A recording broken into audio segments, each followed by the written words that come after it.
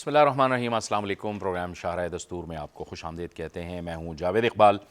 आज तहरीक इंसाफ के हवाले से और मुल्क की सियासी मामलात के हवाले से और दहशत गर्दी के ख़िलाफ़ जो इस वक्त इक़दामात का सिलसिला हुकूमत और सिक्योरिटी फोर्सेस की जानिब से जारी है, उस हवाले से वज़ीर इत्तलात और नशियात अताउल्लाह तारड़ ने एक न्यूज़ टॉक की है और इस न्यूज़ टॉक में उन्होंने बड़ी अहम बातें की हैं। गुज़िश्ता कुछ दिनों के दौरान जिस तरह से तहरीक इंसाफ और तहरीक इंसाफ के बानी चेयरमैन की बहनें जो जिस तरह से अडयाला के बाहर मौजूद हैं और जिस तरह से एक माहौल बना रखा है, उस हवाले से वफाकी वज़ीर इत्तलात और नशरियात ने तफसील से गुफ्तगू की और उनका ये भी कहना था कि तहरीक इंसाफ का जो मुल्क दुश्मनी और मुल्क दुश्मन जो अनासर हैं उनके साथ जो गठजोड़ है वो भी सामने अब आ चुका है। भारतीय चैनल पे जाकर बात करना, क्या वो कश्मीर के हवाले से बात हो रही थी? हरगिज़ भी नहीं। जिस तरह से प्रोपेगेंडा किया गया, जिस तरह से मनगढ़ंत बातें की गई, ये सब कुछ क्या साबित करता है? इसके साथ साथ वज़ीर इत्तलात और नशरियात का ये भी कहना था कि तहरीक इंसाफ की जो हुकूमत है, ख़ुद हुकूमत और वज़ीर आला खैबर पख्तूनख्वा, उन्होंने आज तक किसी भी धमाके की या जो कुछ वहाँ पे दहशत गर्दी की शक्ल में हो रहा है उसकी मजम्मत भी नहीं की। इसके साथ साथ उनका ये भी कहना था और ये ज़ाहिर है कि डायरेक्टर जनरल ISPR की जानिब से भी 2 रोज़ पहले जब सहाफ़ियों के साथ गुफ्तगू हुई तो उसमें भी इन खदशात का ज़िक्र किया गया और इस पर शदीद तशवीश का इजहार किया गया कि खैबर पख्तूनख्वा के अंदर जो है वो ड्रग स्मगलिंग हो रही है, गैर कानूनी माइनिंग हो रही है, नॉन कस्टम पेड गाड़ियाँ हैं वहाँ पे और DG ISPR ने भी कहा, वज़ीर इत्तलात ने भी कहा कि यही जो नॉन कस्टम पेड गाड़ियाँ हैं ये खुदकुश हमलों में इस्तेमाल हो रही हैं। खैबर पख्तूनख्वा हुकूमत से सवाल होना चाहिए कि इस हवाले से उन्होंने क्या किया है। गवर्नेंस पे कोई तवज्जो नहीं, अवामी मसाइल के हल पे कोई तवज्जो नहीं, लेकिन वो तमाम के तमाम लोग आके यहाँ पे अडयाला के बाहर बैठ जाते हैं और इस्लामाबाद की जानिब रुख है। यानी हुकूमत और गवर्नेंस में इंतहाई गैर संजीदगी दिखाई देती है। इसके साथ साथ वज़ीर इत्तलात ने आज अपनी न्यूज़ टॉक में ये भी कहा कि जो अफ़गान तालिबान रजीम है उनकी कमज़ोरियों की वजह से दरअंदाज़ी में इजाफ़ा हुआ और अफ़गान जो सरज़मीन है वो मुस्तकिल पाकिस्तान के ख़िलाफ़ इस्तेमाल हो रही है। ये वो तमाम मामलात हैं जिस पर आज हम बात करेंगे, लेकिन इसके साथ साथ ज़ाहिर है मिस्र के जो वज़ीर ख़ारजा हैं वो भी पाकिस्तान के दौरे पर हैं, वो भी आए।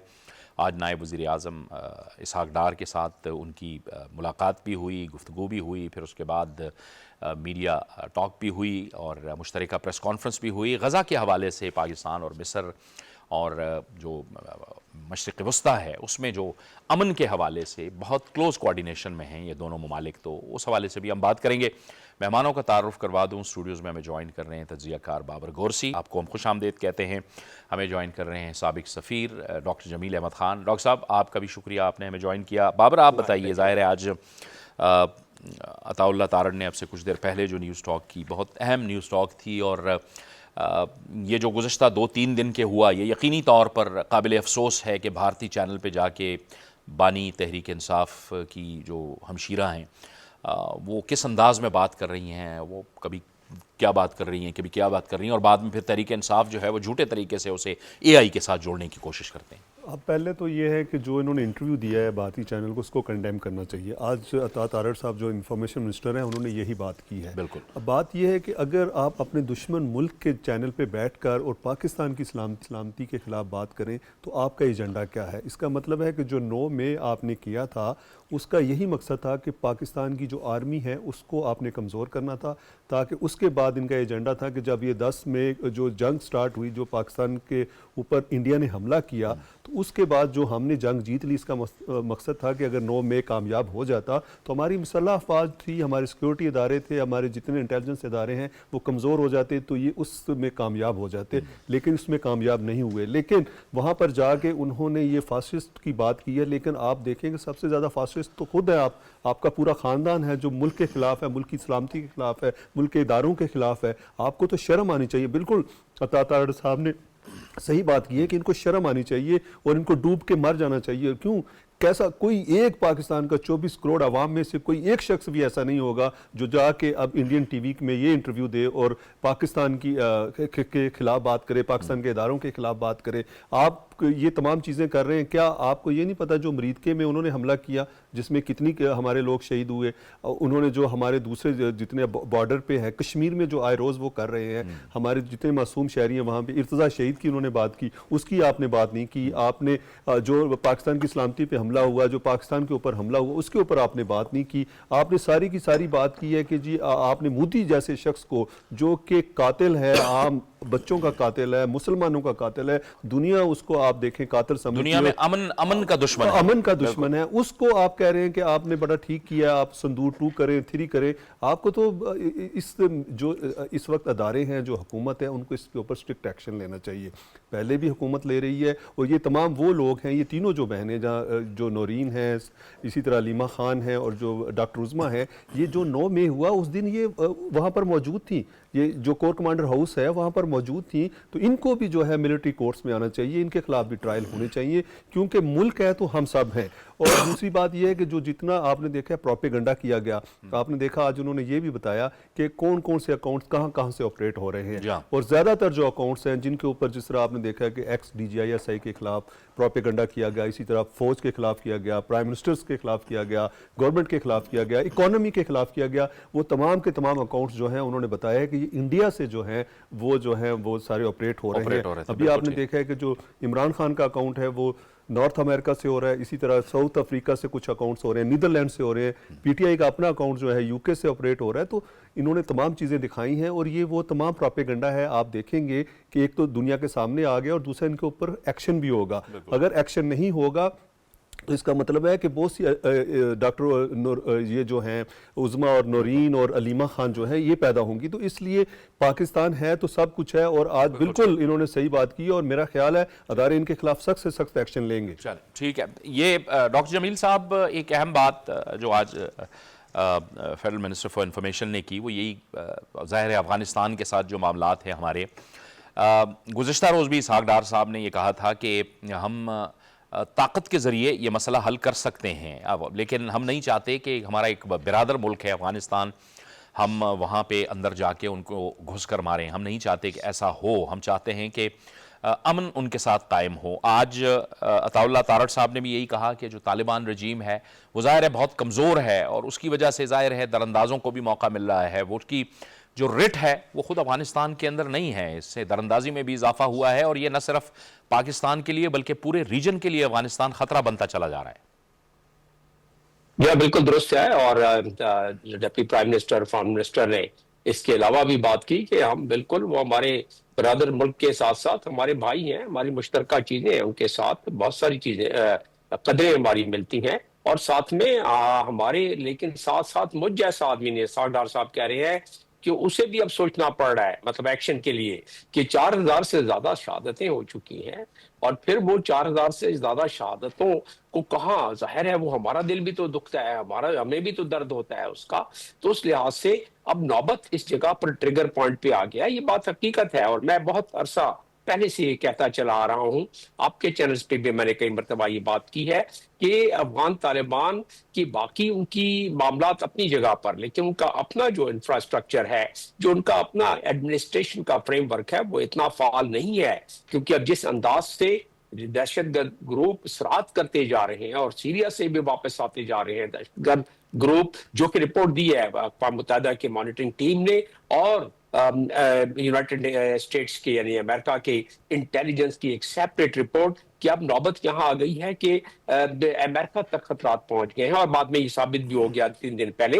और वेस्ट में भी ये खतरात दहशतगर्दी के बढ़ते जाएंगे अगर इनको एड्रेस ना किया गया। अब क्या हो सकता है आगे? पाकिस्तान तो मजबूर है, पाकिस्तान को उन ठिकानों पर मजबूरन एक्शन देना पड़ेगा, स्ट्राइक करना पड़ेगा, दर्दे दिल के साथ करना पड़ेगा। और अब अगर वो भी करते हैं, और साथ में अगर फिर ये अफगान तालिबान उसमें कोऑपरेशन बिल्कुल नहीं दिखलाते हैं इस मामले, जितना उनकी हैसियत में है वो कोऑपरेशन दिखलाएं।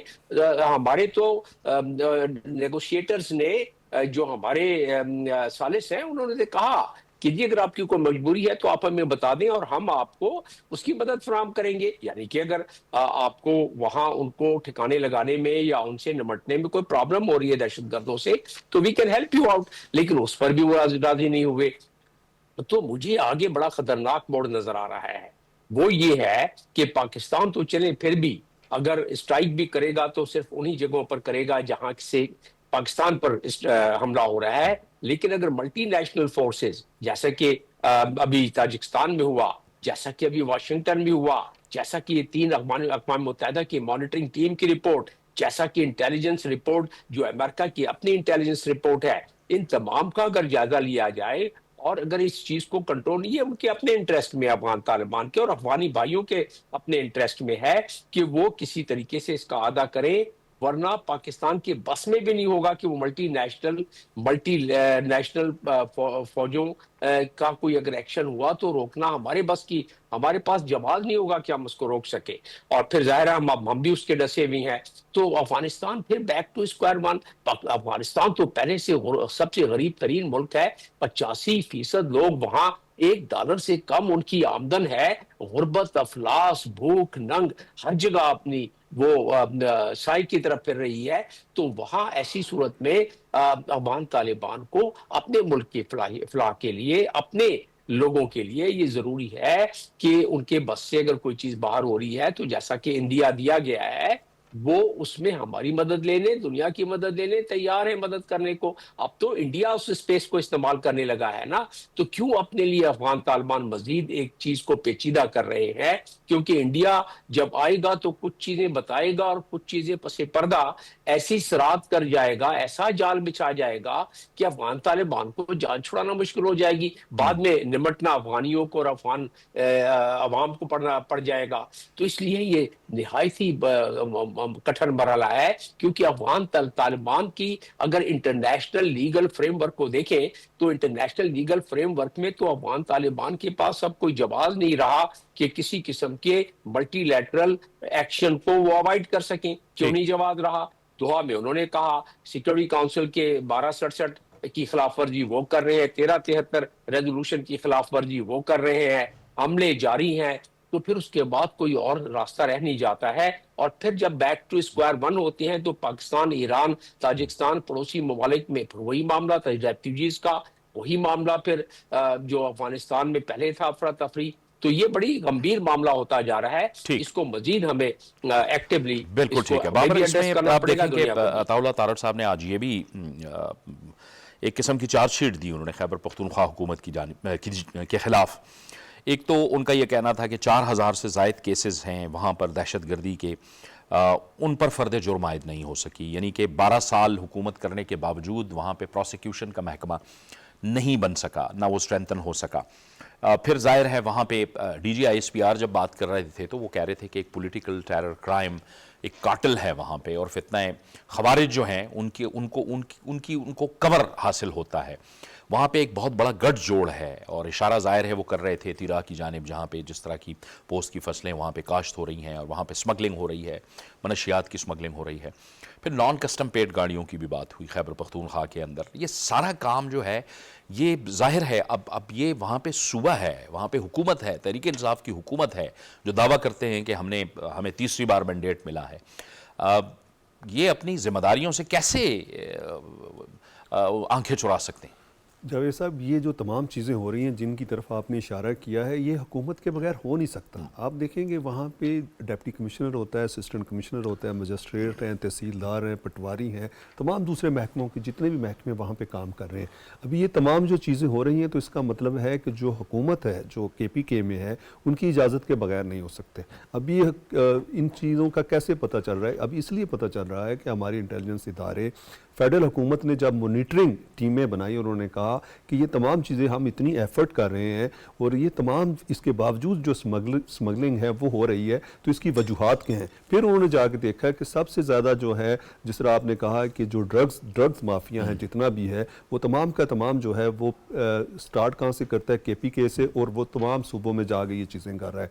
आपको कोई भी गाड़ी है, जितनी भी जो नॉन कस्टम पेड गाड़ियां हैं, वो आपको उसी जगह से आके पूरे दूसरी जो सूबे हैं, जो जगह हैं फेडरल कैपिटल खुद में कुछ हमलों में इस्तेमाल हो रही हैं, खुद कुछ हमलों में इस्तेमाल हो रही हैं। और इसके अलावा अगर आप देखें कि वहाँ पे बैड गवर्नेंस की बहुत सी मिसालें हैं। कोई एक ऐसा महकमा नहीं है जहाँ पे गवर्नेंस है, कोई एक चीज़ बता देंगे यहाँ पे ये चीज़ें जो हैं सही चल रही हैं। तमाम की तमाम करप्शन है, और करप्शन जो है सबको नज़र नहीं आ रही। लेकिन अब आप ये देखें कि जो KPK की हुकूमत है, उसको तो ये होना चाहिए था कि जिस तरह आपने कहा तीसरी टर्म है, तीसरी टर्म में तो वहाँ पे कोई ऐसा रोड नहीं रह जाना चाहिए था जो रीबिल्ट ना हुआ हो, कोई ऐसा स्कूल नहीं रह जाना चाहिए था, कोई कॉलेजेस नहीं रह जाने थे, कोई हॉस्पिटल नहीं रह जाना चाहिए था, इसके अलावा कोई टूरिज्म प्लेस नहीं रह जानी चाहिए थी जहाँ पे वो चीज़ें करते, ताकि म्यारी ज़िंदगी जो था KPK के लोगों का वो बेहतर होता। अगर आप वैसे एथनिक के तौर पर बात करें तो आपको पता है कि सबसे जो, अगर आज से पहले हम 20 साल 30 साल की बात करें, तो सबसे ज़्यादा जो खुशहाल लोग थे सूबे के, वो KPK के लोगों को गराना जाता था। ये इसलिए कहा जाता था कि उनका जो लिविंग स्टाइल था वो बेहतर था, उनकी फूड बेहतर थी, उनका क्वालिटी ऑफ वर्क था वो बेहतर था, हर लिहाज से बेहतर था। तो आज आप देखें कि बैड गवर्नेंस की वजह से आज तमाम चीज़ें जो हैं वो इस नहज पे पहुंच गई हैं कि अब मेरा ख्याल है कि हुकूमत, जो फेडरल हुकूमत का, उसको कोई एक्शन करना चाहिए। ये डॉक्टर जमील साहब आप फरमाइएगा। आप ज़ाहिर है मिस्र के वज़ीर ख़ारजा भी पाकिस्तान के दौरे पर हैं, यकीनन जो मिडल ईस्ट है उस हवाले से एक मुशावरत का सिलसिला भी जारी है। फिर थोड़ी सी क्लैरिटी भी की कल वज़ीर ख़ारजा साहब ने, इसहाक डार साहब ने, कि एक तो अगर फ़र्ज़ किया पाकिस्तान की फ़ौज गज़ा में जाती है तो उसका जो मैंडेट है वो हमास को गैर मुसल्लह करना नहीं है, वो एक अमन या पीस फोर्स की हैसियत से जाएगी। तो ये भी एक ज़ाहिर है कि एक अफवाहें थीं, लोग फैला रहे थे, गलतफहमियाँ फैला रहे थे, उसको क्लियर किया है वज़ीर ख़ारजा ने। और बिल्कुल दुरुस्त किया है, क्योंकि जो चमगोइयां हमारे लोग खाम खा के फैलाने लगते हैं इस मामले में, उसको एड्रेस करना सरकारी तौर पर बहुत जरूरी था। और अच्छा हुआ कि deputy prime minister, foreign minister ने इसकी वजाहत कर दी। और मैं आपको इसको डॉक्यूमेंट्री प्रूफ दे देता हूं जो उन्होंने बात की है। वो ये उन्होंने बात की है कि पाकिस्तान हमास को डिसआर्म नहीं करेगा। पहली बात तो ये है कि वजीर खारजा जो आए हैं, यकीनन ये एक बहुत कलीदी दौरा इसलिए है कि ISF यानी कि इंटरनेशनल स्टेबलाइजेशन फोर्स, जिसका पाकिस्तान हिस्सा बनने जा रहा है, वो वहां डिप्लॉय होने जा रही है। तो इजिप्ट, तुर्की को तो खैर अभी भी ऑब्जेक्शन है इजराइल का, लेकिन तो इजिप्ट और पाकिस्तान उसमें बहुत कलीदी मुल्क बन जाते हैं। और पाकिस्तान सबसे अहमियत और अफजलियत वाला मुल्क बन जाता है, इसलिए कि पाकिस्तान की अस्करी क़यादत और अस्करी क़ुव्वत जो है, ये तमाम जितने 57 ममालिक आपकी OIC के हैं उनसे ज्यादा बेहतर और उनसे ज्यादा उम्दा है। तो लिहाजा पाकिस्तान की उसी लिहाज से, और खासतौर पे मार्का हक के बाद, पाकिस्तान की अस्करी कुव्वत का सिक्का मजीद बैठ गया है। और पाकिस्तान की जो फॉरेन पॉलिसी है उसकी ट्रेजेक्ट्री यानी कि उसकी उड़ान भी बेहतर हो गई है। तो ऐसी सूरत में उनके इजिप्ट के वजीर खारजा का यहाँ दौरा होना, वो कि हमारी इन्विटेशन पे आए हैं, ये जरूरी है। क्योंकि वहां तो खैर चले, ISF तो हमने डिप्लॉय करने का सोच लिया और करना भी चाहिए। और मैं बताता हूं, उसके चंद दलाइल देता हूं कि क्यों करना जरूरी है और जल्दी करना जरूरी है। और बस आपको अगले चंद लम्हे में, लेकिन उसके साथ साथ वहां देखें रिकंस्ट्रक्शन भी होनी है। पाकिस्तान के पास वो वसाइल हैं, खासतौर पर पाकिस्तान की FWA एक वो मायानाज इदारा है जो कि कठिन और खतरनाक इलाकों में काम करता रहा है। तो वो अभी वहां की रिकंस्ट्रक्शन में क्यों ना हिस्सा ले? हमारे भाई हैं, कायद आजम से लेके अब तक हमने जितनी फलस्तीन की एडवोकेसी की है, वकालत की है, कोई और मुल्क उतनी वकालत नहीं कर सकता। अब आ जाते हैं कि क्यों जरूरी है कि ISF को। पहली बात तो यह है कि जो 20 पॉइंट्स हैं उसका तो जायजा ले लिया जाए। उसमें दिया हुआ है कि डिसआर्म तो करना नहीं है। डिसआर्म करना क्या है, उसकी सर्टेन कंडीशंस है हमास को डिसआर्म करने के लिए। वो कंडीशंस क्या है कि वहां एक टेक्नोक्रेट एग्जीक्यूटिव अथॉरिटी यानी गवर्नमेंट बनेगी जो कि डे टू डे मामलात को चलाएगी। उसको वर्ल्ड बैंक पहले ट्रेंड करेगा, फिर वो डिप्लॉय होगी। और हमास की जो डिसआर्मामेंट का मामला है, जिस तरह सागदार साहब ने कहा है, वो उनकी अपनी लोकल सिक्योरिटी फोर्स जो है उसके सामने होगी। पाकिस्तान का तो उससे कोई लेना देना नहीं होगा कि उनको जाके डिसआर्म करते फिरे। और ये अच्छा हो गया कि वजाहत आ गई। ये चेमागोइयां जो हो रही थी उसके सिलसिले में, ये तो 20 पॉइंट्स का हिस्सा है जो कि सिक्योरिटी काउंसिल के रेजोल्यूशन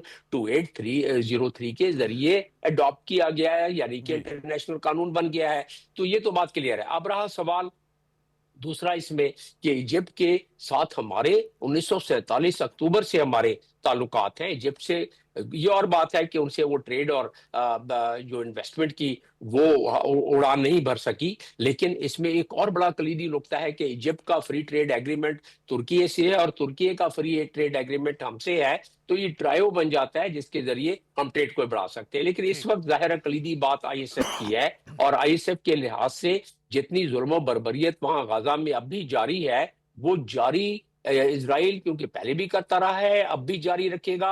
तो फिर फायदा क्या हुआ इस 20 पॉइंट्स का प्लान का, और ट्रंप ठीक। के पीस प्लान का और सिक्योरिटी काउंसिल के रेजोल्यूशन का? कोई फायदा नहीं हुआ ना। इसलिए जरूरी है कि उसको डिप्लॉय करके ठीक है। इसको आजमा लें। इतना आसान नहीं होगा इसराइल के लिए कि 8 ममालिक के वहां मौजूदगी हो और उसके बाद वो इसी तरह की दरअंदाजी करता रहा, इसराइल करता रहे, वरना तो वो ठीक। करता रहेगा, दोबारा बिल्कुल ठीक, जेनोसाइड बिल्कुल शुरू हो ठीक। जाएगा। बहुत बहुत शुक्रिया डॉक्टर जमील अहमद खान साहब आपका, बाबर गोरसी आपका भी बहुत बहुत शुक्रिया। एक ब्रेक का वक्त हुआ, चेक लेंगे, ब्रेक के बाद प्रोग्राम जारी रहेगा।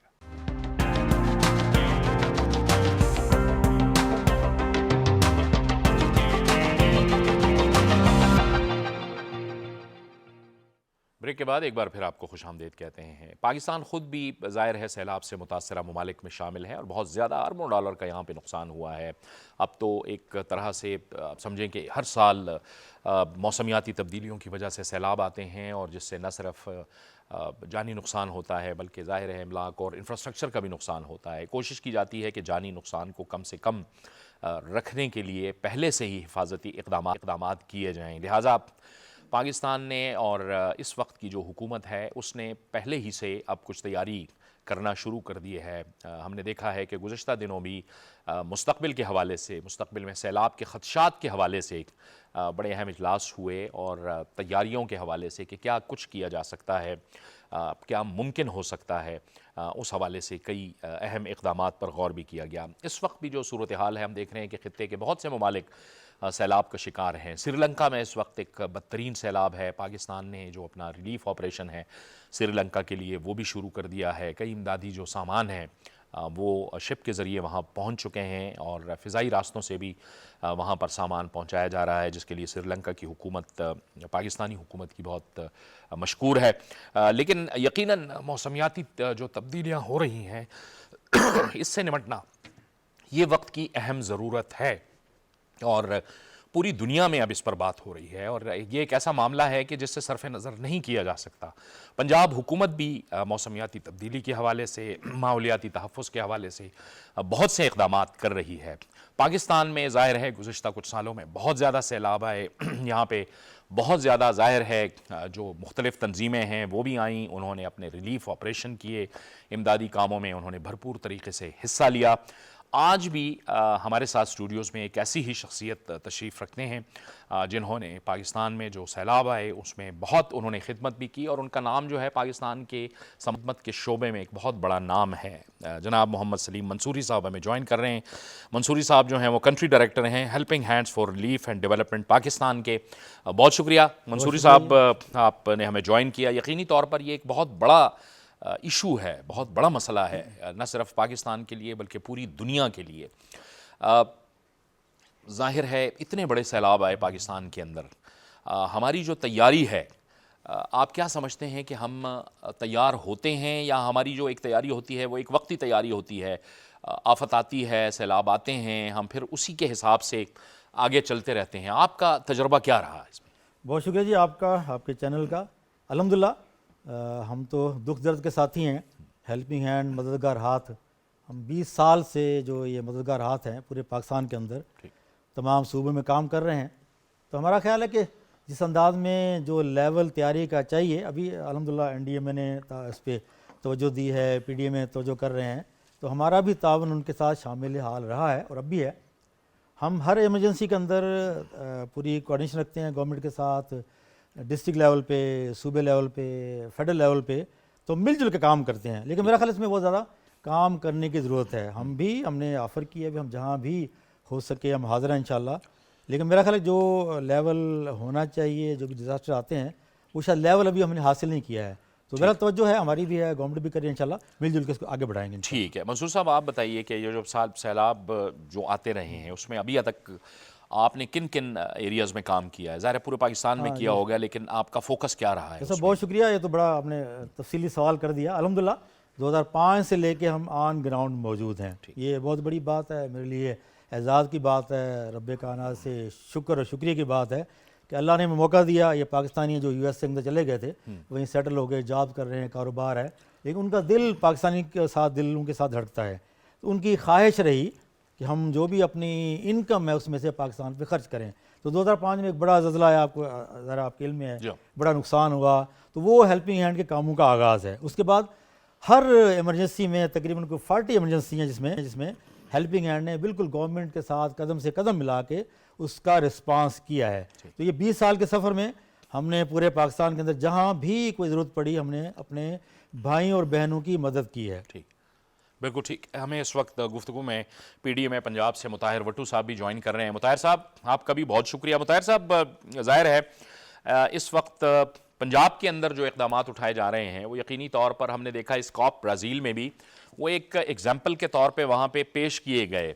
माहौलियाती तहफ़्फ़ुज़ के लिए जो काम हो रहा है, और ज़ाहिर है मौसमियाती तब्दीली तो एक बहुत बड़ा इशू है, वो तो न सिर्फ पाकिस्तान बल्कि पूरी दुनिया को दरपेश है। लेकिन इस वक्त पंजाब के अंदर क्या पेशबंदी की जा रही है, क्योंकि हमने देखा है कि गुज़िश्ता जो हालिया सैलाब आए उससे पंजाब बहुत ज़्यादा मुतासर हुआ। जी, बहुत शुक्रिया आपका मुझे इनवाइट करने के लिए और पंजाब हुकूमत का मौक़िफ़ लेने के लिए। जिस तरह आपने गुजारिश की है कि दुनिया में जो माहौलियाती तब्दीलियाँ आ रही हैं, पाकिस्तान उसमें उन ममालिक में शामिल है जिसमें ये असर सबसे ज़्यादा असरअंदाज होगा हमारे मुल्क पे और हमारे लोगों पे। उस सिलसिले में हमारी स्ट्रेटजी ये है कि हम अपनी जो इंटीग्रेशन है NDMA के साथ और अपने ज़िलों के साथ उसको मजबूत किया जाए। जो हमारे अर्ली वार्निंग सिस्टम्स हैं उन पे बड़ी तेज़ी से काम हो रहा है ताकि उनकी अलाइनमेंट हमारे नेशनल लेवल पे की जा सके और एक इंटीग्रेटेड रिस्पांस दिया जा सके किसी भी किस्म की कुदरती आफात के लिए।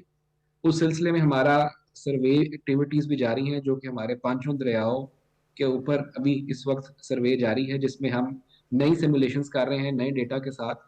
क्योंकि इस फ्लड सीजन में भी हमने ये देखा कि उन दरियाओं में और उन इलाकों में भी बारिशों के वो स्पेल हुए जो कि पिछले शायद 25-30 सालों में नहीं हुए थे। तो और नई आबादियाँ, क्योंकि हमारी मुख्तलिफ पंजाब के अजला में आबादी का तनासब भी बढ़ चुका है और नई सेटलमेंट्स आ चुकी हैं जो कि दरियाओं के साथ हैं। उनके साथ साथ एक इंटीग्रेटेड सिमुलेशन एक्टिविटी करना बड़ा लाजमी हमारा गोल है कि ताकि हम आने वाले हालात की पेशबंदी भी कर सकें और अपना बेहतरीन रिस्पांस दे सकें किसी भी किस्म की आफात के लिए। तो उसमें हमारी नेशनल लेवल की कोऑर्डिनेशन, अर्ली वार्निंग सिस्टम्स की स्ट्रेंथनिंग, जिसमें हमारी सिमुलेशन मॉडल्स आ रहे हैं, और साथ साथ हम इंटरनेशनल लेवल पे भी जो जिस तरह ब्राज़ील में हमने अपनी बताई अपनी तरजीहात को और अपने रिस्पांस को स्मॉग के हवाले से और हमारे रिसेंट फ्लड्स के हवाले से, साथ साथ उनकी टेक्निकल एक्सपर्टीज़ भी लेने के लिए हम इंशाल्लाह भरपूर तरीके से अगले फ्लड सीजन से पहले तैयार हों। ठीक है, बिल्कुल सही है। मंसूरी साहब, आप फरमाइए। ज़ाहिर है कि जब भी कोई इस किस्म का मामला होता है, जैसे आपने 2005 के ज़लज़ले का जिक्र किया, हमें याद है बड़ी तबाही हुई थी उसमें। फिर उसके बाद हमने 2010 के सैलाब देखा, फिर उसके बाद हम बाद में 2022 के बाद तो हम फिर सैलाब मुसलसल आते रहे। आप किस तरह से आप रिस्पॉन्ड करते हैं जब इस किस्म के मामलात होते हैं? कोऑर्डिनेशन आपकी कैसे होती है गवर्नमेंट के साथ, या किस तरह आप तयन करते हैं कि किन जगहों को पहले पहुंचना है जहां पे आपकी ज़रूरत है वहां पे? बहुत शुक्रिया। वैसे तो हमारा इस वक्त हमने कोई 132 अजला के अंदर हमारा नेटवर्क मौजूद है। ठीक है। 170 टोटल डिस्ट्रिक्ट्स हैं आपके इल्म में है, तो वहाँ टीम हमारी मौजूद है। फिर हमने एक बड़ा नेटवर्क वॉलंटियर्स का बनाया है। ठीक। इस वक्त हमारी कोई 35 यूनिवर्सिटीज़ हैं जिनके साथ हमारा MOU है। उनके नौजवान भी शामिल होते हैं, टीम हमारी ऑलरेडी मौजूद होती है। बाकी ज़रा हम ING होने के नाते ये कंडीशन है कि हम NDMA PDMA से NOC लेके काम का आगाज़ करें। तो वो मरहला होता है जब हम कोऑर्डिनेट करते हैं। फिर ज़रा ये NDMA PDMA डिस्ट्रिक्ट गवर्नमेंट जहाँ में एरियाज़ आइडेंटिफाई करती हैं, भी आप वहाँ काम करें, वहाँ ज़्यादा ज़रूरत है, तो हम इनके साथ मुकम्मल कोऑर्डिनेशन करके उन एरिया को मार्क करते हैं और हमारी अपनी टीम और वॉलंटियर्स को इन्वॉल्व करके वहाँ हम उस एरिया को फोकस करके अपने काम का आगाज़ करते हैं। तो ये मतलब पूरा चैनल मौजूद है, टीम मौजूद है, नेटवर्क मौजूद है, और अल्हम्दुलिल्लाह पूरी जो हमारी मैनेजमेंट है USA से पूरा सपोर्ट करती है। तो मैंने कहा कि कोई 40 के करीब इमरजेंसी है जिसको हमने फुली रिस्पांस किया, बड़े शानदार अंदाज में रिस्पांस किया और अल्हम्दुलिल्लाह गवर्नमेंट पाकिस्तान, सूबाई गवर्नमेंट्स हैं, हम एक पेज पे रहते हैं और अच्छी शानदार कोऑर्डिनेशन के साथ हम कामों को आगे बढ़ाते हैं। अच्छा, ये सिर्फ लेकिन इसमें रिलीफ ऑपरेशन के अंदर ज़ाहिर है कि जो मुतासरीन होते हैं उनकी रिहाइश का बंदोबस्त करना, उनके लिए खुराक पहुँचाना, राशन का बंदोबस्त करना, मेडिकल फैसिलिटीज़ भी इसमें शामिल होती हैं कि कौन कौन सी चीज़ें आप कवर करते इसमें हैं? फौरी तो हम ना कुक्ड फूड देते हैं ताकि ज़रा लोग डिस्पर्स हो गए हैं, जगह नहीं है, ना कोई पकाने का इंतजाम है, ना घर हैं, तैयार खाना, मेडिकल कैंप, टेंट्स, बिस्तर वगैरह और पानी जो है साफ़ पीने का, ये पहले मरले में फ़राहम किया जाता है। फिर अच्छा ये तो है ना पहली स्टेज है, 2-4 माह चलती है। हमारा जो असल है ना हेल्पिंग हैंड का, मैंने कहा कि 20 साल हमें हो गए पाकिस्तान में काम करते हुए और एक दिन में हमने अपने काम को रोका नहीं है, काम स्टॉप नहीं हुआ, कोई फंडिंग कम नहीं हुई। तो ये बहुत बड़ा जो हमारा कंट्रीब्यूशन है पाकिस्तान के लिए, पाकिस्तानी कम्युनिटी के लिए। ज़रा हम खुद पाकिस्तानी हैं और वहाँ भी पाकिस्तानी बैठे हैं, जो मैंने कहा कि उनके दिल पाकिस्तानी के साथ, दिलों के साथ धड़कते हैं, तो इसलिए हमारा काम की रुका नहीं है। उसके बाद हमारा असल फेज़ डेवलपमेंट का है। अब इस वक्त आपके लिए बड़ी मतलब इत्मीनान और खुशी की खबर होगी कि 11,000 आर्फन बच्चे हैं जिनको हम सपोर्ट कर रहे हैं, माजूर बच्चे हैं, पानी के प्रोजेक्ट्स हैं, हेल्थ के यूनिट्स हैं, स्किल के बेशुमार सेंटर्स बच्चियों के लिए खास तौर पे। इस तरह डेवलपमेंट के 12 प्रोग्राम्स हैं जिसके तहत हम रिहैब सर्विसेज हैं पूरे पाकिस्तान में 132 अजला के अंदर काम कर रहे हैं। तो ये डेवलपमेंट जो फेज़ है ये हमारे लिए अहम है कि वो फेज़ निकल जाता है, लोग इसे निकल आते हैं, लेकिन उनको पाँव पे खड़ा करना, हमारे इंटरप्राइज के डेवलपमेंट के प्रोग्राम्स हैं, लोगों को वन टाइम हेल्प करते हैं, लोन देते हैं, लोन नहीं है बल्कि वन टाइम हेल्प है, अपना कारोबार शुरू करते हैं, माशाल्लाह अच्छी रिपोर्ट है, लोग अपने पाँव पे खड़े हो जाते हैं। तो ये डेवलपमेंट की चीज़ें हमारी वो अल्हम्दुलिल्लाह बड़ी शानदार हैं, उस पर लोगों को बड़ा इत्मीनान। यानी एकेडमिक्स के साथ भी आप राब्ते में हैं और उसके साथ साथ जो है जो स्किल और टेक्निकल जो मामलात हैं उनको स्किलफुल बनाने के लिए उसमें भी कोऑर्डिनेशन। स्किल में हमारा खास तौर पर बच्चियों पे फोकस है। हमारे 20 इस वक्त पूरे पाकिस्तान में 20 सेंटर्स हैं जहां हमारा फोकस बच्चियां हैं। इस वक्त तक कोई 80,000 करीब हमें बच्चियों को वो स्किल दे के, उनको डिग्री दे के फारिग किया। अल्हम्दुलिल्लाह हम जहाँ भी जाते हैं रिपोर्ट मिलती है बच्चियाँ अच्छा अर्न कर रही हैं, अपने घरों का माश ठीक चल रहा है। तो ये भी बड़ी हौसला अफजा रिपोर्ट है। वो जो बात लोग करते हैं कि अब वीमेन एम्पावरमेंट की, तो अल्हम्दुलिल्लाह हम तो काम कर रहे हैं कि वीमेन एम्पावरमेंट भी है। लोग माशी तौर पे जब खुशहाल हो जाएंगे तो ज़रा घर अगर आसूदा है तो सारे निज़ाम ठीक चलते हैं। ठीक है, बिल्कुल ठीक है। मुताहिर साहब आप बताइए कि ज़ाहिर है कि इस वक्त लाहौर के अंदर सफाई सुथराई का जो काम है वो भी, उसके लिए भी अपना एक इदारा है, माहौलियाती तहफ़्फ़ुज़ के लिए आप लोग काम कर रहे हैं। फिर इसके साथ साथ ज़ाहिर है PDMA का तो एक बहुत बड़ा वास्ट मैंडेट है, लेकिन ये सारी जो चीज़ें हैं ये एक कोऑर्डिनेशन में चल रही हैं। ज़ाहिर है सफाई होगी तो उसके नतीजे में माहौलियाती तहफ़्फ़ुज़ होगा, वो एक बेहतर होगा और वो जो एक स्मोग या वो जो चीज़ बनती है उसको अवॉइड किया जा सकेगा और हम एक बेहतर और साफ एनवायरनमेंट की तरफ जा रहे होंगे। जी बिल्कुल, जिस तरह आपने कहा कि क्योंकि ये अब आगे सर्दियों का मौसम है और इसमें हमेशा स्मॉग और धुंध की हमारी खास तौर पे जो हमारे प्लेन एरियाज़ हैं वहाँ पर ये मुसलसल ये फिनोमेना हमें देखने को मिलता है। उसमें हमारे ऑलरेडी हमारी आगाही मुहिम जारी है जो कि हर ज़िले में चल रही है, जिससे इसको डिस्ट्रिक्ट एडमिनिस्ट्रेशन चला रही हैं। उसमें हमारी इंस्ट्रक्शंस यही हैं कि हमने एग्रीकल्चर डिपार्टमेंट के साथ मिलके किसी किस्म की फजलियात को जलाने के ऊपर से खास सख्त पाबंदी है। इसी तरह ट्रांसपोर्ट डिपार्टमेंट के साथ मिलके ऐसी वो गाड़ियाँ, ऐसी वो हैवी ट्रॉलीज, ऐसी हैवी ट्रैफिक जो कि धुआं छोड़ती हैं, उन गाड़ियों को फौरी तौर पर बंद किया जाए और उन पर सख्त उनको फाइन किया जाए। इसी तरह हमारी मुख्तलिफ जो इंडस्ट्रीज़, ख़ास तौर पे हमारी जो गुजरांवाला में इंडस्ट्रीज़ हैं या फैसलाबाद में इंडस्ट्रीज़ हैं या हमारे इंडस्ट्रियल एरियाज़ लाहौर में हैं, वहाँ पे हमारी बड़ी तगोदौ से ही हमारी कोऑर्डिनेशन डेली की बुनियाद पर जारी है कि ऐसी किस्म किस्म की भी कोई एक्टिविटी ना की जाए जहाँ पे ये एनवायरनमेंट हमारी ख़राब हो। भट्टे के ऊपर हमारी डेली रिपोर्टिंग हो रही है कि ऐसी भट्टे जो कि ज़िगज़ैग टेक्नोलॉजी के अलावा काम कर रहे हैं उनको फौरी तौर पर सील किया जाए। तो ये एक मल्टी फैसेटेड रिस्पॉन्स है जो कि पंजाब गवर्नमेंट की तरफ से आ रहा है और आता रहेगा जब तक कि ये हमें ये स्मॉग का सामना है। और इसका यही है कि हम हमारे मुख्तलिफ महकमे, जिसमें हमारा सॉलिड वेस्ट मैनेजमेंट का सिस्टम है, जिसमें हमारा सुथरा पंजाब की टीमें जो पूरे पंजाब में फैली हुई हैं, बल्दिया के अदारे, हमारा ट्रांसपोर्ट डिपार्टमेंट, हमारा इरिगेशन डिपार्टमेंट, हमारा इंडस्ट्रीज डिपार्टमेंट, ये सारे इदारे एक कंसोलिडेटेड एफर्ट करते हैं और जो कि सारों का डेटा सिंक होता है हमारी एक डैशबोर्ड के ऊपर, जहाँ पे हम एक दूसरे की जो भी एक्टिविटीज़ होती हैं या जो भी इंफॉर्मेशन होती है उसको आपस में शेयर भी कर सकें और उसको रिस्पॉन्स भी दिया जा सके। क्योंकि पिछले सालों में यही एक लूपहोल था जो हमने देखा कि एफर्ट्स की जा रही थी, लेकिन वो अपने अपने डोमेन के अंदर या अपने अपने साइलोज के अंदर थी महकमाना। तो अब हमने उन सबको एक सेंट्रल की ऑर्गेनाइज्ड डैशबोर्ड के अंदर अपनी सारी चीज़ों को ले आए हैं, जहाँ पे रियल टाइम डेटा के ऊपर एनालिसिस किया जाता है, जिसमें हमारा सैटेलाइट्स का डेटा भी मौजूद होता है, जो हमें बताता है कि किन इलाकों में ऐसी कोई एक्टिविटी की जा रही है जिस वजह से वहाँ का AQI इंडेक्स खराब हो रहा है और वहाँ की स्मॉग की सूरत हाल बदतर हो रही है, और फिर उसके मुताबिक फैसला लिया जाता है कि हमने वहाँ पे क्या एक्टिविटी करनी है। तो बिल्कुल बड़ा सही। साइंटिफिक बुनियाद पे इस दफ़ा स्मॉग को टैकल किया जा रहा है।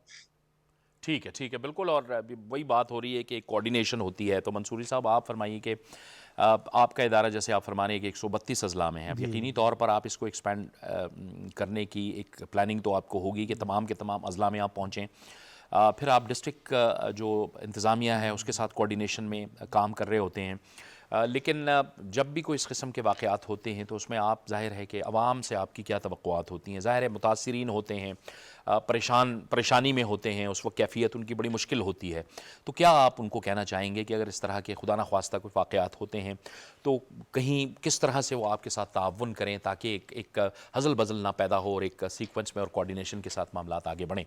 जी बहुत शुक्रिया। बस हम तो पूरी कोशिश करते हैं और एहतमाम भी करते हैं ठीक। कि ऐन उस मौके पर ज़रा एक परेशानी कैफियत होती है कि ये कैफियत ना एक लोग एकदम परेशान होके ना हो जाएं, बिल्कुल आउट हो जाएं।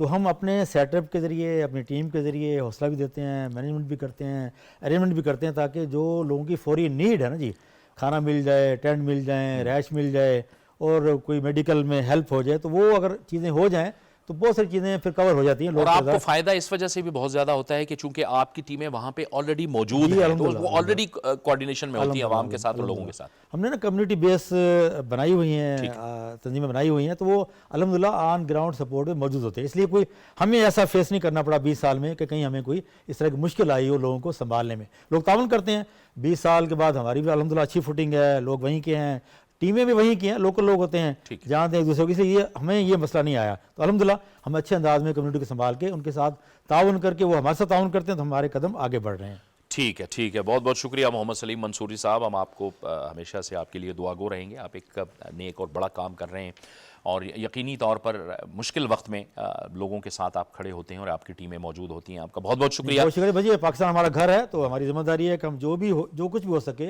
इस मुल्क के लिए करें। तो ये सोच हमारी हेल्पिंग हैंड USA की हमारी भी है, अल्हम्दुलिल्लाह उसी सोच के तहत हम आगे बढ़ रहे हैं। आपको शुक्रिया, आपने टाइम दिया, अप्रिशिएट करते हैं। बहुत बहुत शुक्रिया मोहम्मद सलीम मंसूरी साहब। मुताहिर भट्टू साहब, PD में आपने हमें ज्वाइन किया, आपका भी बहुत बहुत शुक्रिया। यह था हमारा आज का प्रोग्राम। जावेद इकबाल को इजाज़त दीजिए। अल्लाह हाफ़िज़।